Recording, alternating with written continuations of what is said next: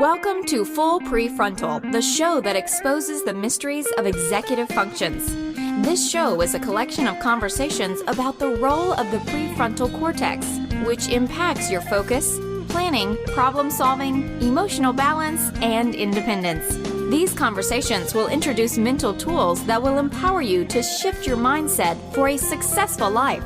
And now, here's your host, Sucheta Kamath. Welcome back to Full PreFrontal, where we're exposing the mysteries of executive functions. I am here with our host, Sucheta Kamath. Good morning, Sucheta. Good to be with you. As always, looking forward to today's conversation with today's guest. But before we go there, you're going to walk us through some ideas around one-click shopping, mindlessness, 5 ways to stop mindless shopping. What does that have to do with executive functions? Oh, great question, Todd. Do you agree that humans are weak when it comes to temptations? Yes. Okay. I say that because I'm talking about me. Well, you and all of us. So there's no difference between you and I, honestly. Well, we lost tiny bit of power to resist in 1999 when Amazon was first granted a one-click patent that allowed Amazon to store consumers' payment and address details information so that the consumer did not need to really bother entering anything other than one click. And Amazon this way created an oasis of least time consuming and frictionless shopping experience. But of course, it weakened brain's executive function, if you ask me. Fast forward 17 years, and in her article, 5 Ways to Stop Your Mindless Spending, Emily Guy Birken writes, this kind of spending without thought is remarkably easy these days. Nearly every device we touch gives us an opportunity to spend money even if we never set foot in a brick and mortar store. And she proceeds to give 5 tips. Number 1 being use gift cards for online purchases. Second, she says record all your purchases. Third, she says pay attention to the context. Fourth, she says give every dollar a home. And finally, she says keep a running list of things you need. Emily has noticed that by allowing her credit card information to be synced with one-click ordering all her devices, she has moved from intentionally thinking, planning, evaluating, and then ordering to just mindless clicking. And that's what brings me to today's topic and our guest. We need, in fact, in 2017, tools to circumvent mindlessness. When it comes to shopping, we even need articles like 5 ways of preventing mindless shopping. But if you really think about what is the underlying message, that we need to create or put barriers or additional layers of protection to circumvent the pleasures that we are seeking and really enter a pause button. And that's what brings me to our guest today. His name is Dr. Phil Zelazo, who is currently the Nancy M. and John E. Lindahl Professor at the Institute of Child Development at the University of Minnesota. His research has helped shape current scientific understanding of executive function and its development, including the key roles of reflection, rule use, hierarchical complexity, mindlessness, and emotion. This work has led to design widely used standardized measures of executive function and to the creation of effective interventions for promoting the healthy development of executive function in early childhood. Professor Zelazo's research has been honored by numerous awards, including Boyd McCandless Young Scientist Award from the American Psychological Association and Canada's Top 40 Under 40 Award. He's a fellow of APA, the Association of Psychological Sciences, senior fellow of the Mind and Life Institute, and scientific advisor for Vroom and Understood.org. He serves on numerous editorial boards, and he is one of my favorite speakers, and it's my great pleasure to bring Dr. Zelazo to the podcast today. Yeah, no, Sucheta, I'm looking forward to the conversation. Thinking about this one click to buy on Amazon, it was very tempting and was very easy. There was no friction to mindlessly buy things. So I actually had to disable that on my account, and it's actually made quite a difference. Very, very interesting. Well, I'm looking forward to this conversation. Let's get right to it. Here is Sucheta's conversation with Dr. Phil Zelazo. Welcome to the show, Phil. It's such an honor to have you. Thank you. So let me jump right into it. When defining executive function, scientists, researchers, or experts often say that executive function is one of a number of overlapping constructs, and it's involved in the top-down, deliberate, goal-directed modulation. And many parts of this definition is lost on people. Do you mind walking us through each element of that? What does top-down mean, deliberate mean, overlapping constructs mean? Absolutely. So it's one of a number of overlapping constructs, as you mentioned, including cognitive control, self-regulation, self-control. And all of these imply some intentionality. So they're different from merely being responsive to the environment, and instead they indicate a kind of proactive, agentive engagement with the world. And top-down is a metaphor used in contrast to bottom-up, where bottom-up is more automatic, where, for example, you're responding to suggestions from the environment in a reactive way. And top-down is, as I say, more proactive and intentional, where you're acting as an agent and acting in light of your goals, in light of your conscious desires and beliefs. And we refer to executive function as a set of skills. Really, it's referring to a set of ways of using attention, because these attention skills or attention regulation skills are reasonably well understood in terms of the brain and the developing brain. We sometimes refer to them as neurocognitive skills, just meaning that there's a cognitive element and we have some insight into the way in which those skills are embodied in the brain. As you mentioned, there are several aspects of executive function skills that people call out in particular. And they have to do, as I say, with ways of using attention. We use our attention in a number of different ways. We can be flexible with our attention. We can sustain our attention on a single thing for a period of time. And we can attend selectively to one thing and ignore other things that might be going on at the same time. And so those three ways of using attention map onto the behaviors that people typically use to measure executive function skills in individuals, including developing children. So we measure cognitive flexibility, which more broadly, it does capture the flexible use of attention, but more broadly, it can be understood as thinking flexibly about a single thing. So, for example, looking at something from multiple points of view or taking somebody else's perspective on a situation.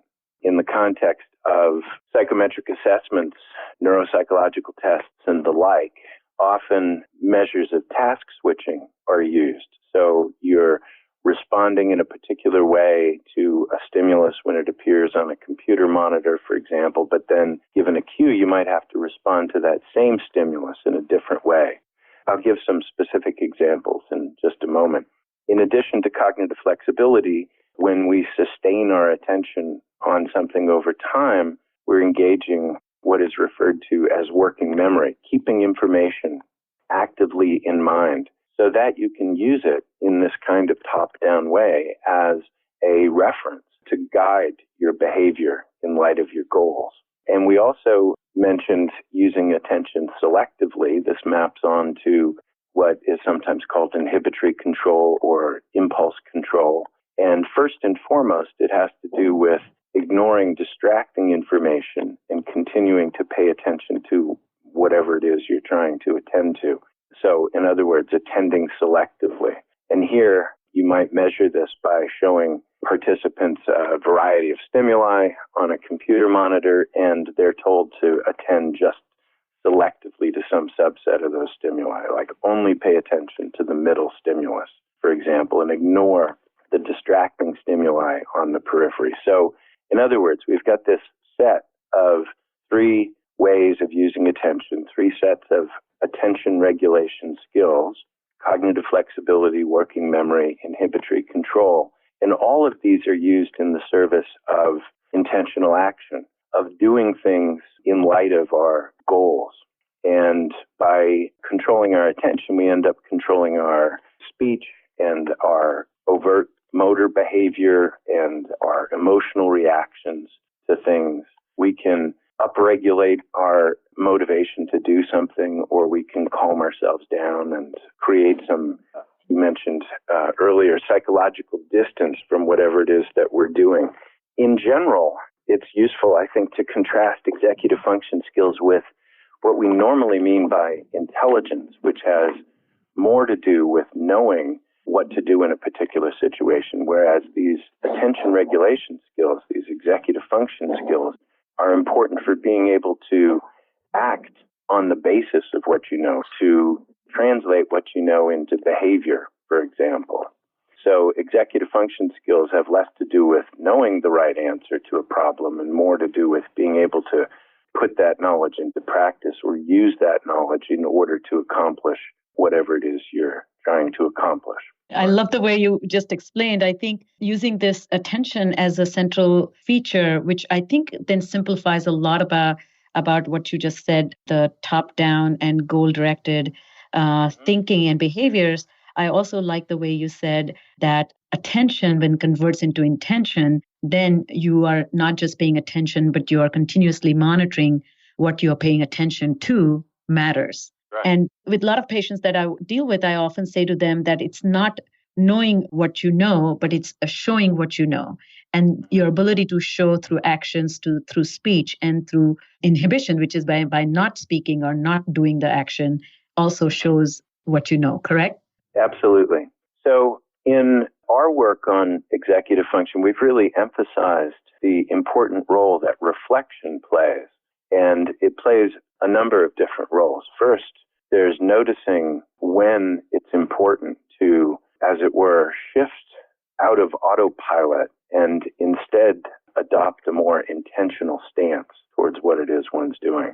So much of what we do in life we can do without paying full attention. We get by, as it were, on autopilot, but occasionally we encounter an obstacle or some source of uncertainty. And those are the situations where we say, oh, wait a minute, we've got a problem here. And we have to stop moving along without reflection and instead pause and consider the situation in which we find ourselves. And so knowing when to be intentional and when to invoke one's executive function skills is an important part of reflection, the pausing part of reflection. But you also mentioned the ongoing monitoring of what it is that one's doing, and reflection plays a key role there too. By reflection, what we mean is on the behavioral level, stopping, stepping back, putting things into perspective, considering, wait a minute, where am I? What am I trying to do? What do I know that's relevant to accomplishing my goals? These kinds of questions that allow for somebody to create a more complex, nuanced representation of the situation in which they find themselves so that they can respond in a more adaptive fashion to the challenges that they face. You know, I love Susan Sontag's poem. One line poetry, she said, the best gift you can give to others is your attention. And that captures everything what you were just saying. I wanted to tie this into self-regulation, which is often something in the context of education. Self-regulated learning often comes up. So the idea behind that self-regulation, which is I know who I am as a learner, I know my strengths, I know my weaknesses, I know my weaknesses and my strengths, and then how do I utilize my strengths to compensate for my weaknesses? And when I do that, then I'm regulating myself. Is that a right way to think about self-regulation? And how do we relate that to executive function? I think that is a very useful way to think about self-regulation. It refers specifically to a kind of intentional self-regulation.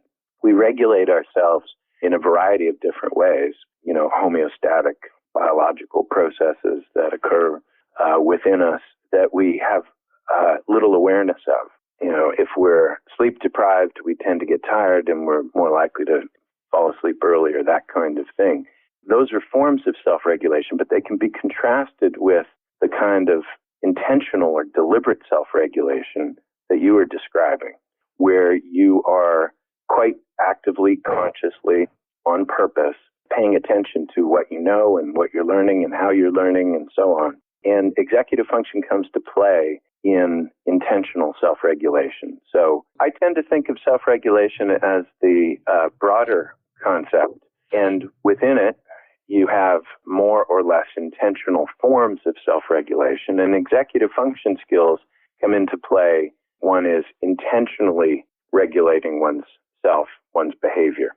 So we can think of these as a particular, relatively well-defined set of neurocognitive skills that support intentional self-regulation. I see. So one observation I have about people that I work with, that those who have executive function difficulties or deficits also struggle with self-observation skills. So their insight into self, their ability to observe the right aspect of their behavior that calls upon change, or their ability to deduce what is the true nature of their strength that they can utilize for weaknesses, is not aligned properly. And so they are not the best self-advocates. They are not able to summarize their problems clearly. They also, they get into this fixed mindset because they tend to view their own difficulties from one rigid way of thinking. Do you see any connection in your work, how self-regulation limitations and executive limitations go hand in hand? Yes, absolutely. I think that's a very astute observation, and perhaps not an uncommon one, to note that individuals who have difficulty with executive function skills also tend to have difficulty with self-reflection and self-awareness. And I think the reason is because some degree of self-awareness, some degree of self-reflection is a prerequisite for example, noticing the need to be intentional as opposed to more reactive and automatic, and knowing in particular when to invoke executive function skills. So knowing when it's going to be important to rehearse information, to keep it in mind so that you don't forget what you're trying to accomplish, so that you can use your plan to guide your behavior in an ongoing fashion. So our work has really focused on the co-development of self-reflection and executive function skills. The metacognition that's required to know that you have these skills and how to use them effectively. And I think that's really the unique part of your work that I find not very common, because people either tend to focus on one aspect or the other. And I really appreciate that. That has tremendous, at least has influenced my work or has given me a great framework to work with. I wanted to bring the conversation about social skills now that we are talking about executive function and self-regulation. Strong executive function skills are essential for taking perspective, either taking a perspective on yourself or taking a perspective on other people. And really that empathic stand and pro-social behaviors. How do I know what you're going through, or how do I change my response based on your response of my response? And so that theory of mind skills, can you help our listeners understand the complex relationship between why poor social skills often lead to having, or poor executive function skills often lead to having poor social skills?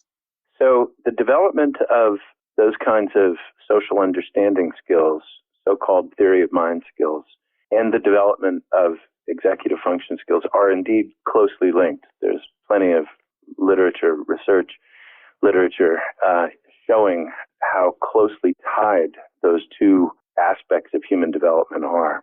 And from our perspective, they both involve some of the same underlying cognitive processes, most especially reflection.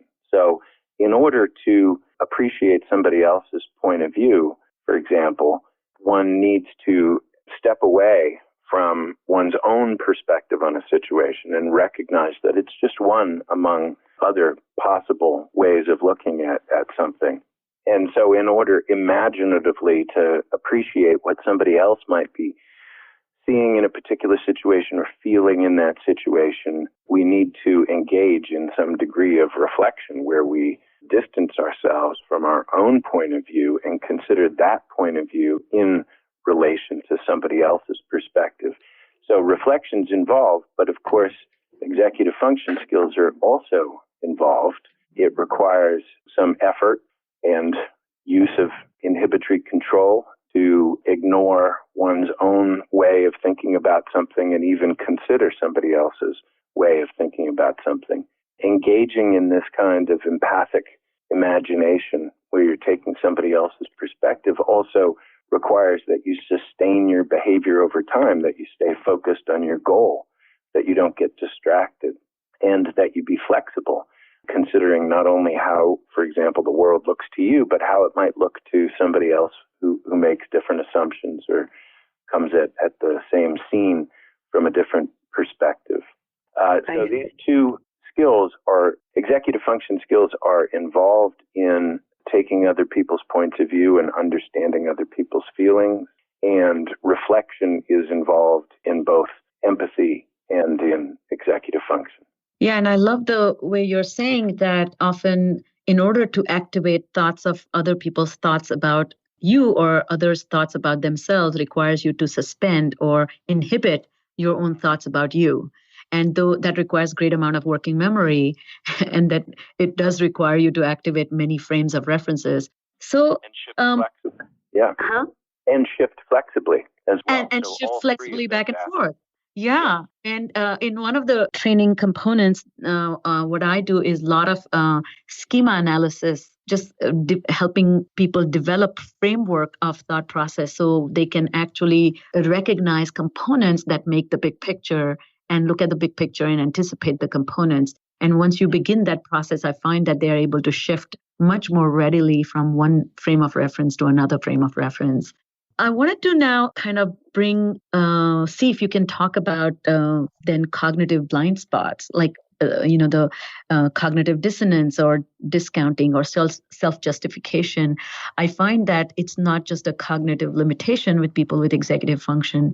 They tend to be much more rigid and inflexible, and hence their desire, or how all of us are wired to resolve the dissonance, they tend to have much more rigid perspective. I don't have any research to prove that, but that's my clinical experience, discounting teachers or discounting feedback. They are the quick to conclude that these kinds of people tend to do these kinds of things. They tend to not give up on their opinions once they form it. Do you have any thoughts about that? Well, I do think that reflection is a skill. It's a kind of habit of mind, you might say, that involves not just responding rapidly based on the first sense of understanding that one has, but keeping an open mind over time and continually revisiting one's construal or interpretation of the way things are. And so it makes sense to me that there would be a close relation between a tendency not to engage in reflection and a tendency to be rigid and to discount disconfirming information and the like, as you described. So I think it has to do with the criteria that one sets for being prepared to respond and commit oneself in action to an interpretation. And so, as I suggested earlier, if we are going through life, as it were, on autopilot, I'm walking along a familiar route or something like this, I hardly have to pay attention to where I'm going because I follow the same route every day, that sort of thing. I might not be paying attention to the route that I'm taking, but instead be thinking about something else. Whereas if I encounter an obstacle, if there's a roadblock or something, and I have to think about, oh, okay, I can't proceed in the usual fashion, so I need to pause and reflect and consider what my goal is. I need to get home, but the road is blocked. And so then I consider, what do I know that might be relevant here? Have I ever taken an alternative route home? Do I know if there's a way to go, a shortcut or something like that? And that is all an example of essentially thinking before acting. And in many cases, of course, when things are going just fine, we don't need to think much before acting. We just respond to the environment, to the suggestions that we perceive in the environment. I think that's what you're getting at with rigidity and the possibility that, for example, people with difficulties with executive function might end up being more likely to discount disconfirming information. If you've seen that in your practice, for example, the way I would interpret it is that almost by definition, individuals with difficulties with executive function skills are not in the habit of reflecting prior to responding. And so they're more likely to, as it were, be operating on autopilot, even in a situation where they might be called upon to make a decision. Yeah, certainly that resonates with me. And also, I think what you said so elegantly is that habit of mind. I think a reflection can be a science of self, and that requires a lot of an investment of self into benefiting from the observations you make. And many of them, or at least some of them, are painful, painful truths about self. I wanted to, in closing, ask you a question about this developmental stages of capacity for reflection. Is there a gradual gradation with which this skill develops, and is it measurable, and do we have an understanding, or is it like a light switch that can be turned on or turned off? Good question. It is not like a light switch, but rather a more gradual developmental process. Executive function skills can be measured even in infancy. A classic example is an infant searching for a hidden object. So an examiner takes an object and a toy, for example, that the infant's playing with and puts it under one of two different cloths. And the infant has to keep the location of the toy in mind and guide their search to the correct cloth in order to retrieve the object. And the task gets more difficult when you first hide it in one location, and then you, after that, the baby finds it, you then take it and you hide it at the other location. And so now the object's hidden and they have to remember where it is, but they also have to resist any tendency that they may have to return to the original location where they found it the first time. And a lot of babies, in fact, do return to that first location. They show a form of rigidity. They found it at the first location once, and so now you hide it at a new location in there. Keep going back. Or just go back, to that initial hiding place. There are very good psychometric measures for, or I should say psychometrically sound measures for measuring executive function skills starting at about age 2 and spanning across the lifespan. One of the measures that we created, Stephanie Carlson and I, is called the Minnesota Executive Function Scale. And it's an tablet-based app that is based on extensive norms and has very good reliability and validity and all that sort of stuff. Anyway, if you use a measure like that, what you see is that executive function develops very rapidly in early childhood between about 2 and 6 years of age. And it continues to develop through adolescence. There's another period of relatively rapid development around the transition to adolescence, so the beginning of adolescence, around puberty.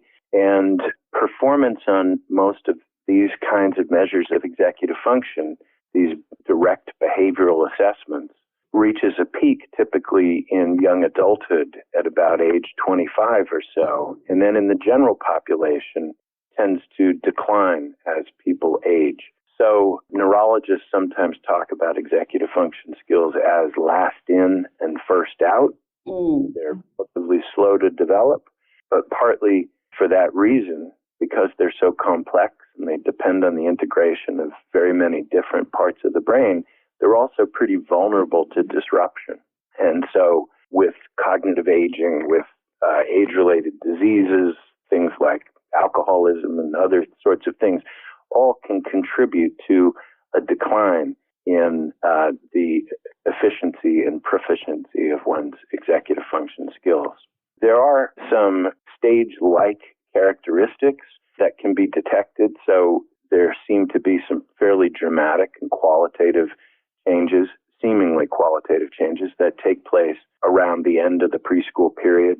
But mostly intensive investigations suggest a pattern of development that's consistent with the use-dependent increase in the efficiency of the neural networks that underlie these executive function skills, which suggests that it's more of a continuous, gradual process, that these skills tend to develop very rapidly in early childhood, but probably because they're relatively new, there's still a lot to learn, and parents and society place a lot of emphasis on helping children to develop these skills during that age range.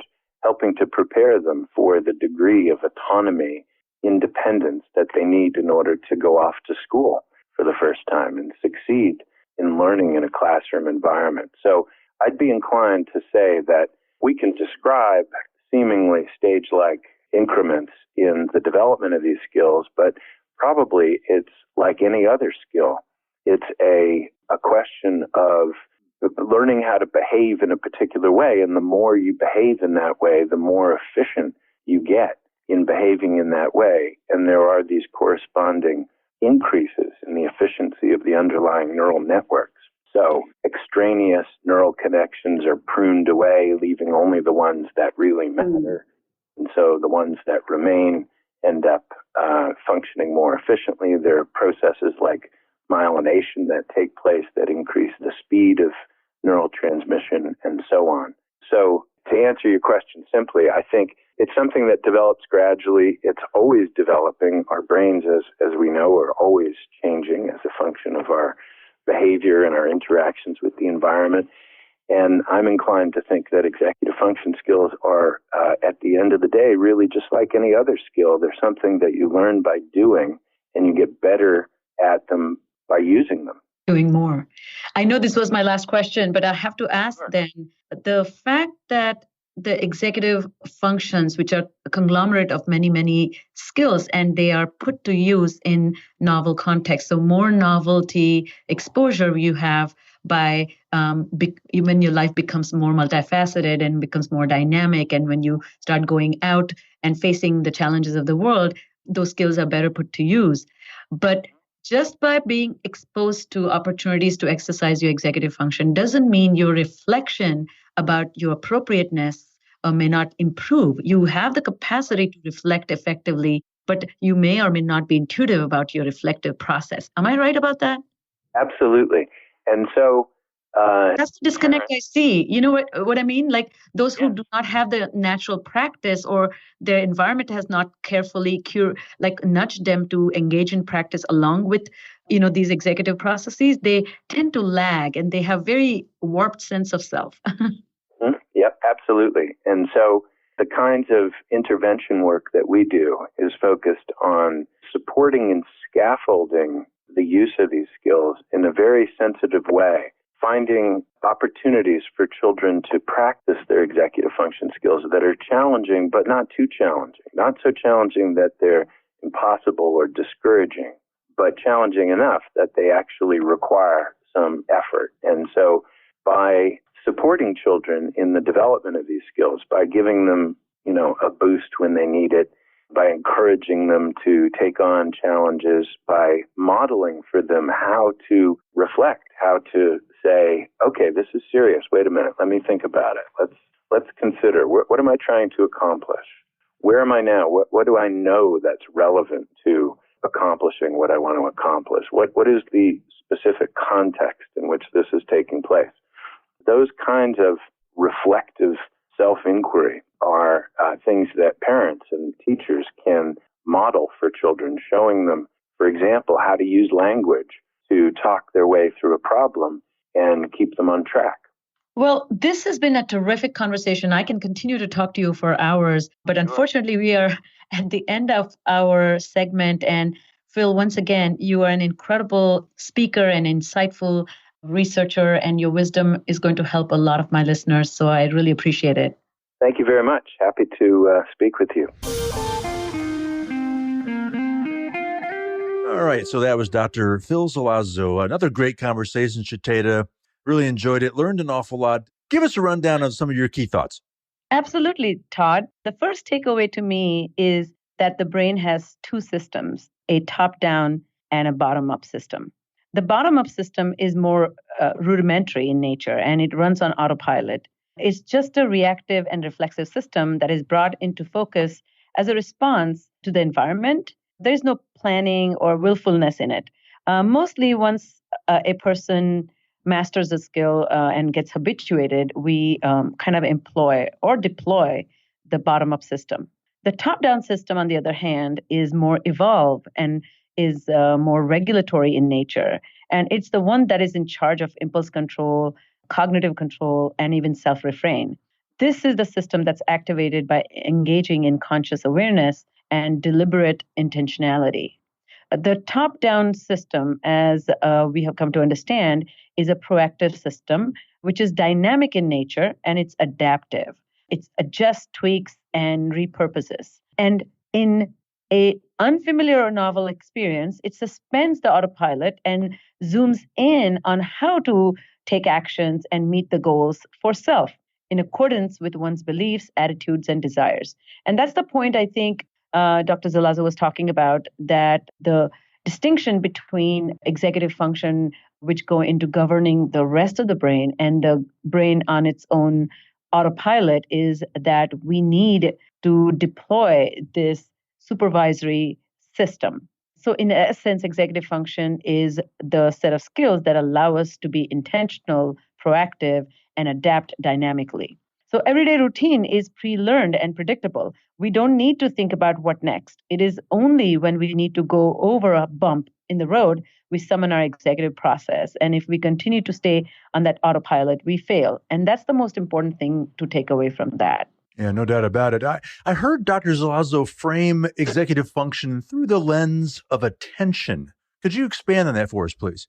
I think this should be really, really informative frame for all those people, parents, educators, as well as therapists who are trying to work with people with executive dysfunction, that it is really learning to manage functions through the system called attention regulatory process. So this is my second takeaway from our conversation here, that we keep attention at the center of it all. Dr. Zelazo explains that executive function can be thought as a way of directing, managing, and regulating attention. So one has to ensure that the executive brain that's busy paying attention is truly directing focus or not focusing by answering these questions for ourselves. Number one, what we are paying attention to, what we are choosing to ignore.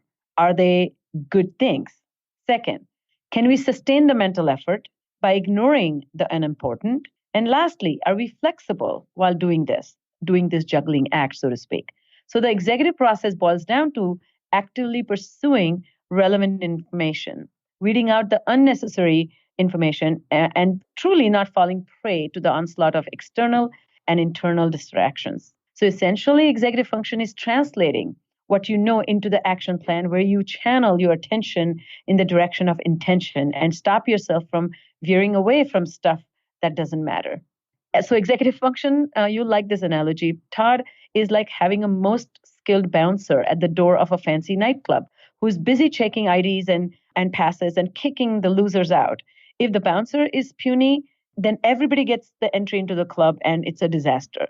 It is no longer a most popular club in the world. Yeah, that makes sense to me.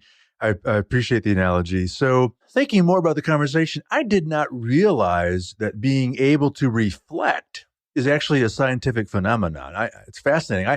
I thought it was something that our parents and teachers ask of us to avoid being punished. Yeah? Yeah, well, I think you and I probably have had to write, I will not do this again, or what I did was not really good, kinds of things to reflect in writing, so to speak. But Dr. Zelazo has dedicated his career studying the science of reflection and its relationship to self-regulation. Everyone knows what reflection means. I don't need to define it. It's noticing a change in the environment that poses a roadblock to auto-response, so to speak, pausing to evaluate it, and considering options as to how to engage deliberately. And when we do this kind of reflection, we really are responding in accordance to our observations and goals for self. There's a sweet spot between the autopilot and intentionality. When we switch the gear to become more deliberate, that's when we are in the zone of reflection. That's the reflection window, so to speak. That's when being reactive is turned off and being reflective is turned on. Some are flexible in making the switch and some are really not.